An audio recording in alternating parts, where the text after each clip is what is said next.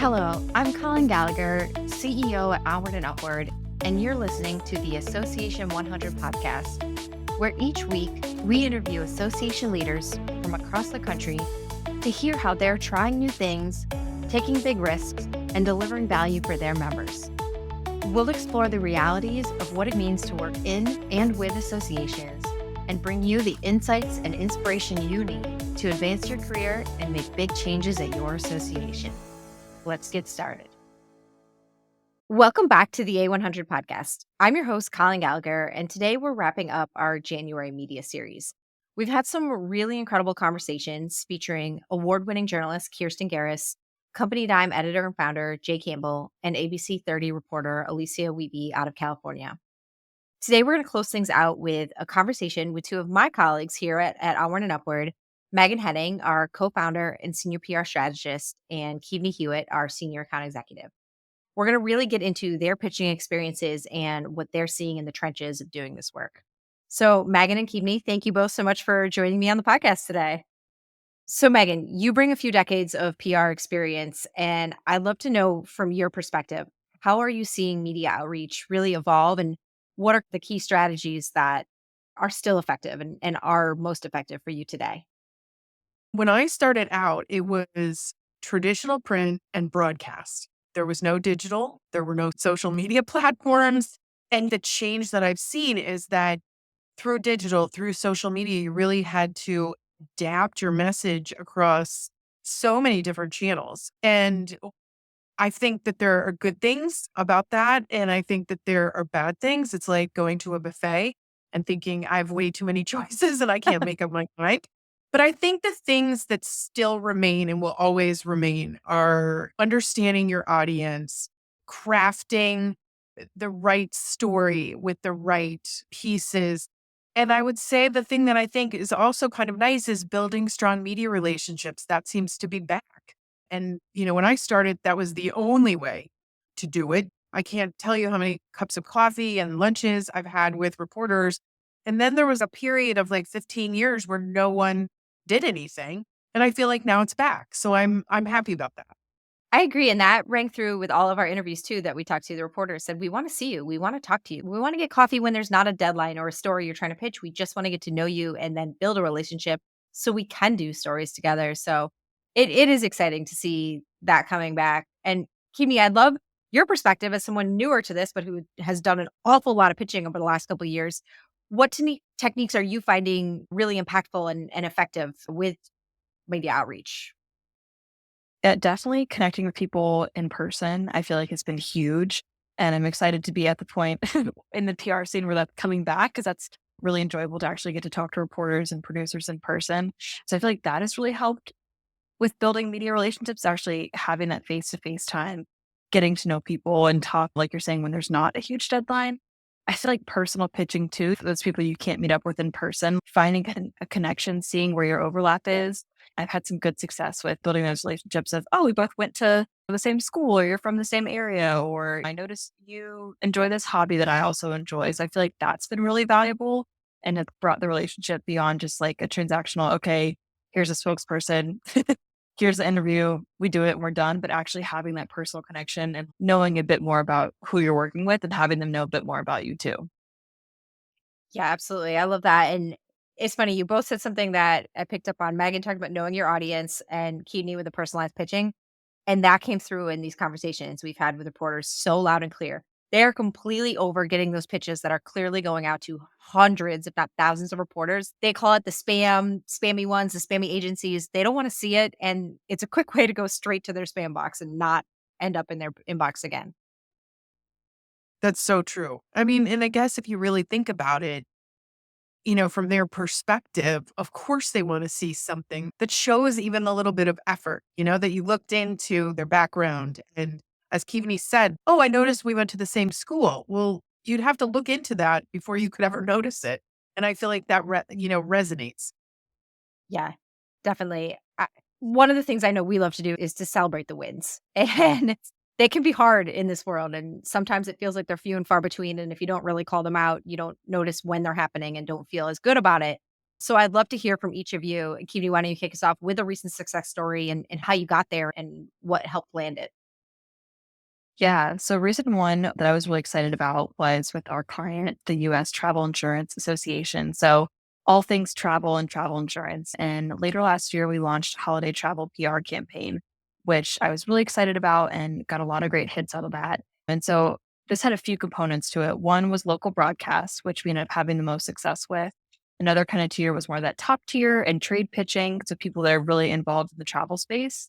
And then also some kind of materials and deliverables as well. So we created a checklist about holiday travel and how to get through the winter months and what to have on your checklist, which was on their website and socials. So we were able to offer the press a resource. So it was a combination of both pitching, but then also having something to give the press as well and also their members. But there's definitely a few factors that contributed to success of that campaign.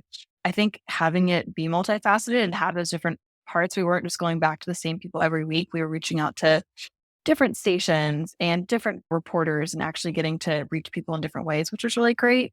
Another strategy that worked well was finding what works and then rolling with that. So local broadcast is where we got the most response and most interview requests. So we really doubled down on that and really focused on it, adjusted and pivoted our strategy a bit. And I think also just following up and being consistent. I started early before there was even Halloween decorations out. Because we started early, some people weren't as responsive at first, but then because we were following up and really trying to build those connections and stress the importance of here's what we have to offer, that really helped us out in the end too. And just playing into the season was pretty fun. It was fun to have a seasonal connection and really reach their target audience of consumers through a lot of those local broadcast hits.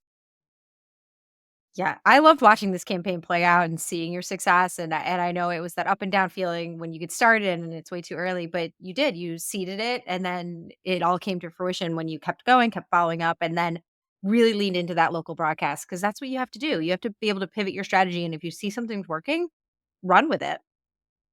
Exactly. And that's also where their target audience is too. Those are the people who are booking their vacations and being able to actually reach them was honestly probably most effectively done through local broadcasts because we were really able to reach people all across the country, not just someone who happens to be reading a New York Times travel story. Yeah, 100%. Megan, how about you? I think I would go with our client AAMFT, and am a compulsive watcher of local news. And there is a broadcast station, Fox 5 here in DC, and the woman, Marissa Mitchell, is the host, and she just covers so many great things. She has her finger on everything, and I really wanted us to be on there. I really, really wanted to have a guest spot. We finally get a guest spot. And then, of course, like all PR people, I moved the goalpost because I thought, well, now, okay, we've gotten that, but I really want to be called again. I want them to call me instead of me calling them. And then they did. And I was so excited about that because, again, this goes back to what I was saying, like the relationship and all of that. And I think it ties into what Keaveny said, like starting early. It's also just persistence. It's being patient, which is not something that ever comes easily to me. I send out a pitch and I assume in 10 seconds someone's going to call me because it's so great. And so if I have to wait a day, I can't get over it, right? But that's my own impatience. And I feel like setting up that relationship has been really beneficial and beneficial to the DC audience to listen to what AAMFT is talking about, especially during these turbulent times. Yeah, and I think what was so fun about this too was the therapist got to go in person and film the Yes. segment there, and not to knock the remote interviews because those are a huge help for us and most of our clients to be able to do those and to do them so easily that the way you used to have to go to somewhere in the city to a studio and sit in a closet on a camera, it was crazy. But there's still something special about that interaction when someone's there like, in person with the show host. They were really cool to watch those different segments. So true. That was a great Yes, hit. it really was. I want to flip to the other side here, and Megan, I'm going to stay with you because I know we've had some conversations that could not even go on the air over our anger when we don't get responses for pitches that we think are just fantastic. So, how do you handle these situations when you send out this pitch, you've taken the time, you personalize it, you think it's really great, but you get no response? What are your next steps? After I get done cursing, I end up just taking a step back, right? what I then start looking into, well, what else are they covering, right? Do I see something that I think, we could be part of that's maybe not my pitch? And I try to follow up with that and say, I saw your story. And there's certainly a handful of reporters that I follow obsessively, right? I'm constantly reading their stories. I know what they're writing about.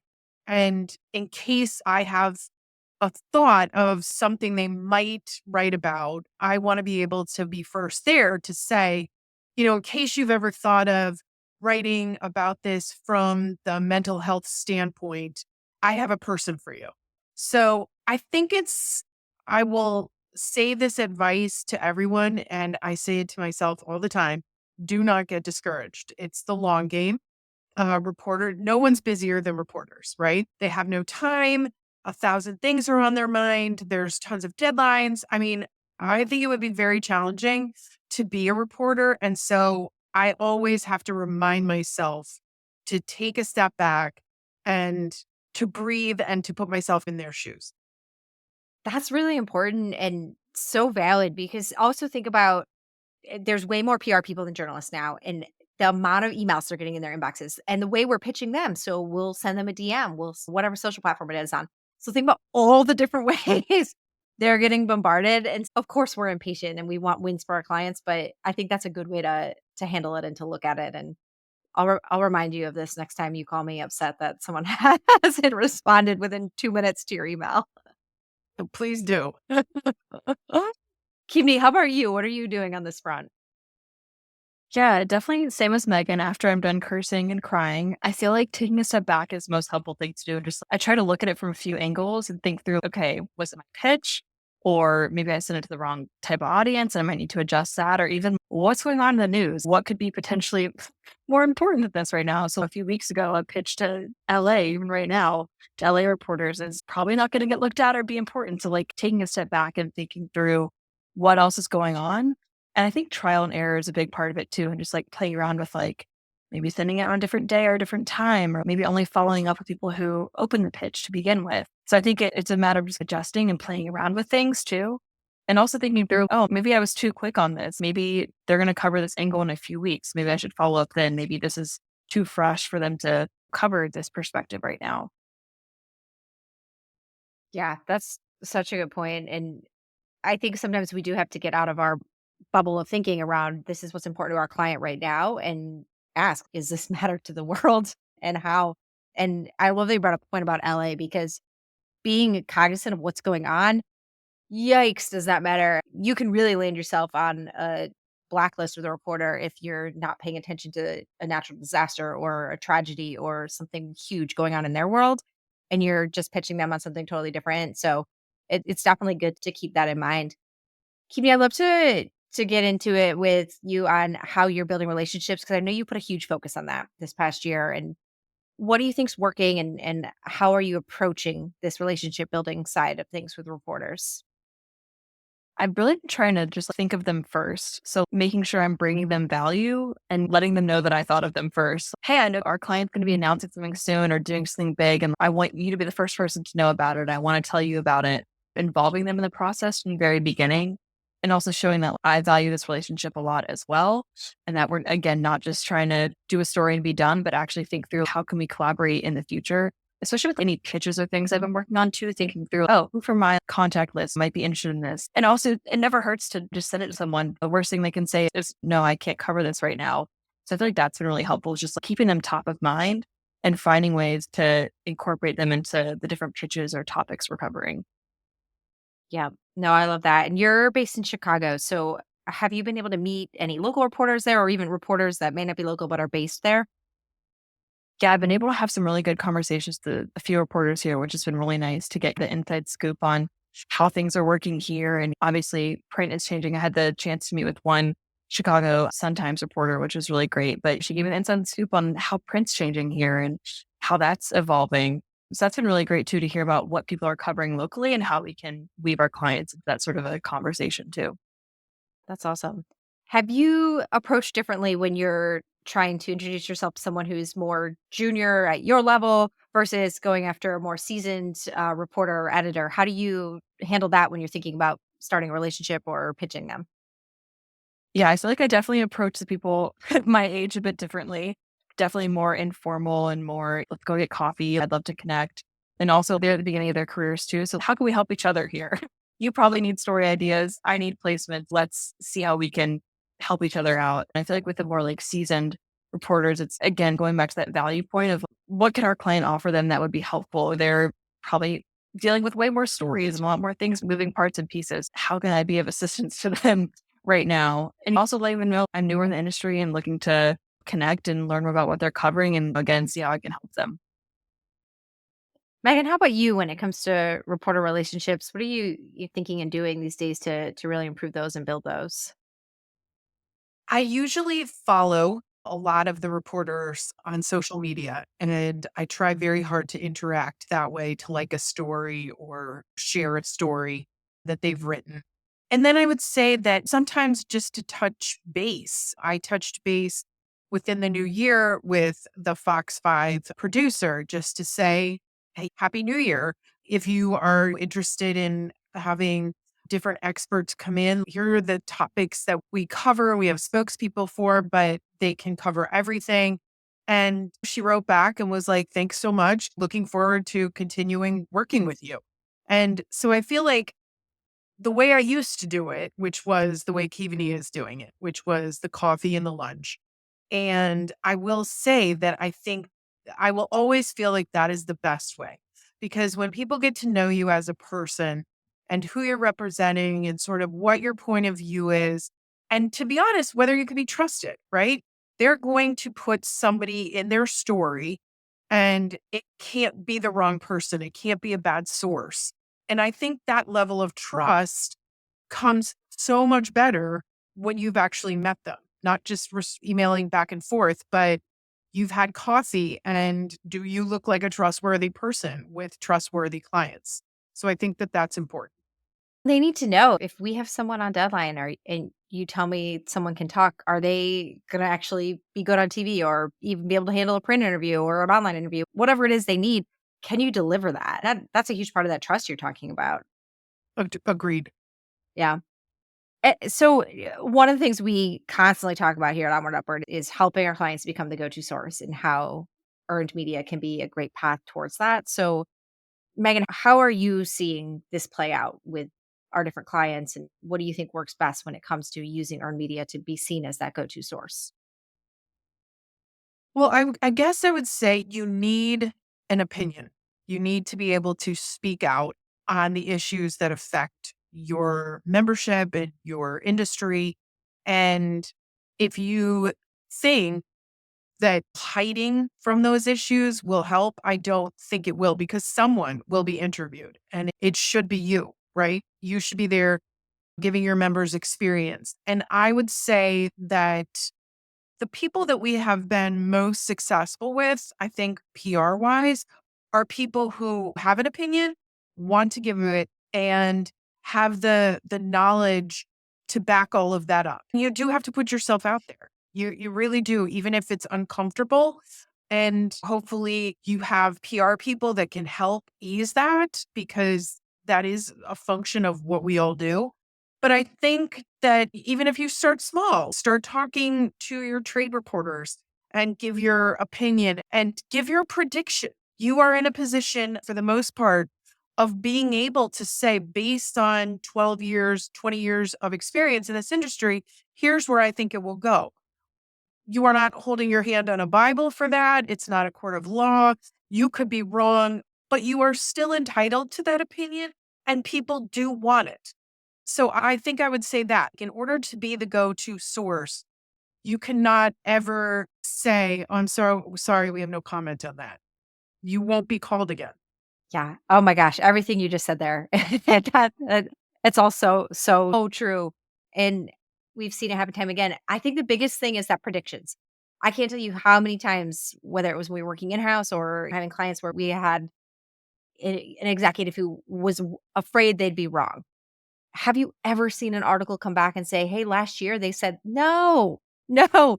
The story is this Never. is what they're thinking coming ahead. And then next year, they're going to ask you again, what do you think this year? They're not looking back to see that. So I love you bring that up. The opinion is so important. You can't have nothing to say and want to be the go-to source at the same time. It doesn't go together. It won't work. So really good step there.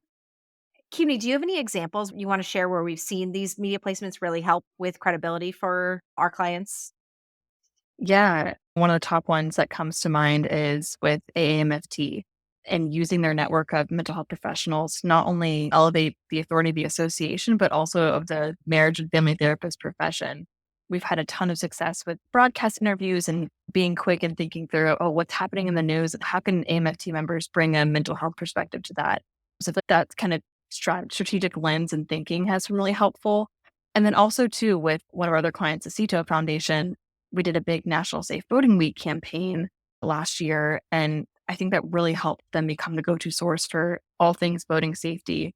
And a big component of that was being proactive. People may not be thinking about voting safety. That might not be top of mind. So we were actively reaching out and thinking through how can people in the community prioritize this? And this awareness date's coming up. So I think that also really helped raise awareness of those important issues and really help build them as a go-to source too. Yeah, no, that's so true. I went to a panel discussion last week, and one of the things they said that I thought just hit the nail on the head was that the New York Times story, the ABC 30 piece, whatever that big media hit is, that's not the end game anymore. That is the first piece in your next step to becoming this go-to source, to amplifying your reach, because you have to think about where your audience is. And there was a time when getting that New York Times article meant everyone and everyone was going to read this and see your association.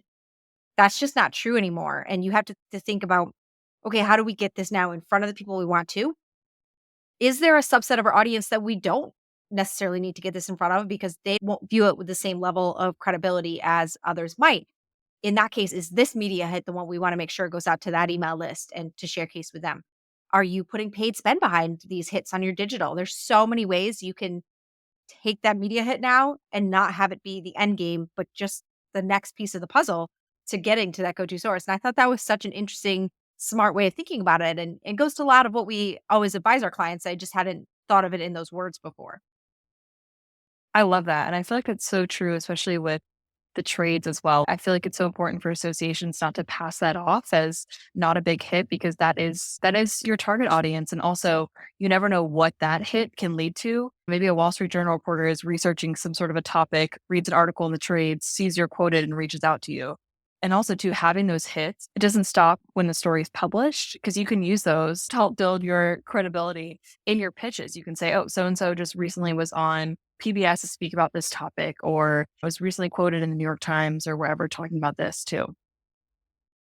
Well, and I think you can end up sharing a lot of that too on your social media. So it's not as if you need to be, yes, would we all like to be on the cover of the New York Times? Absolutely. But all of these other places, it's not as if they're a step down. Because as we talked about it, there are so many ways to consume news. So that's just one more place for it to happen. Yeah, honestly, nothing frustrates me more than an association who says just the trades or, oh, we don't care about that. That's our trades. That's where your members are. Why would you not care about that? I will never understand that viewpoint. It just boggles my mind. And Megan, you talk about just how there is so much more to consume. And you and I have always both been news junkies, but I think you more than anyone on our team consume so much news and know what's going on everywhere. How has that changed with this rise of digital and so much more being available? How do you stay on top of it? What are you changing to adapt to that? I think it's more involved, right? So if you are somebody who wakes up and you check your social media and you see a few things, then I think you have to go in and take a look. Are they real, right? If you especially are seeing a repost from something that maybe isn't a source that you're familiar with. I think you have to there's more challenge where you have to go and make sure that what you're hearing is accurate. And then I think that you have to be able, you and I have discussed this numerous times. If you are going to be in PR, you are going to have to know what the news is. You're going to have to watch it and listen to it. And I mean, again, there's so many ways to consume it. You can listen to a podcast, you can read a newsletter, you could watch the morning show, You could watch your nightly news. You could watch your local news. You could watch cable news all day long and be filled with this. But you do have to know. And again, tying that back into what Keaveny said with the LA fires, the worst thing that you could ever appear is tone deaf to a reporter. And the only way to not appear tone deaf is to really and truly be plugged into the news. The tone deaf thing is is spot on, because that's a great way to just stall your career out and not be able to get any stories placed everywhere. So, well, this has been so awesome, guys. I so appreciate you taking the time to chat with me about this and share your thoughts. And I'd love to end with each of you sharing your best advice for other PR people, especially in the association world, that want to improve their outreach and their ability to build relationships. So, Kimmy, I'll start with you and then over to Megan. Yeah. So I feel like my biggest piece of advice is to be curious. In the association world, you're dealing with very niche, very industry specific topics that might not seem newsworthy at first. So it really does take that extra step of, okay, what else can I uncover about this? How can I make this appeal to a reporter or an average consumer? And I think also having that normal person perspective of someone who's not directly in the industry, working in that field day to day, but having that kind of PR perspective helps you see association news and issues in a different lens, which is why we're all in PR, obviously, because we're able to do that. But having that different perspective and not being afraid to ask questions or think through, how can I spin this or really make it appealing? And also thinking through putting yourself in a reader's shoes and thinking through what would make me click on this story, and then working backwards and formulating your strategy and your PR plan and your pitches, working that backwards way of what in a realistic world would this end up looking like in a story. And I think also just figuring out what your association's value prop is and really playing into that, figuring out how you can help them blend in with the news cycle and where there's some overlap there, and really going all out when there is some sort of an overlap with something that's going on in the world and your association or your client, and just really elevating them as a thought leader in the industry too. That's such a great point, Keaveny, to remember, like, we are all consumers of this type of media. So yes, why wouldn't we say what would make us click on this? My other thing would be to just really understand what your association's beliefs are and what they're doing. If they have an advocacy role, fully understand that, because there are so many opportunities for you to connect with Hill reporters as well as your trades, but not if you don't fully understand it and look for the best of it, right? Because when reporters are talking to you, they want to know, why is it so exciting and important to have, travel insurance? Like Keaveny mentioned, one of our clients. Well, when you dive all the way into that, you end up thinking, well, this is much more than I thought it was going to be. And I do think that reporters pick up on that. And I think it's just a wasted opportunity if you don't fully understand and appreciate what your members are doing, what your leadership is talking about, what your advocacy people are arguing for. I think you will miss out on.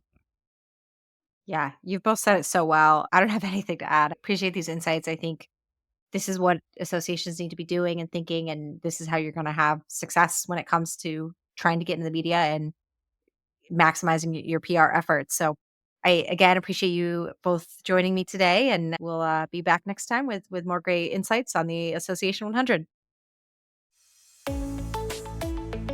That's a wrap for today's episode. The Association 100 podcast is a production of Onward and Upward Marketing and Communications, where our mission is to make associations and nonprofits the go-to source in their industries through earned media and thought leadership.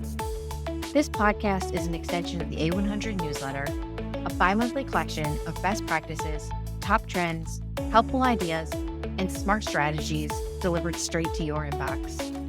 Have you undertaken a big change at your association, or do you have some words of wisdom for the trenches of association life? We want to hear from you, and so do our listeners.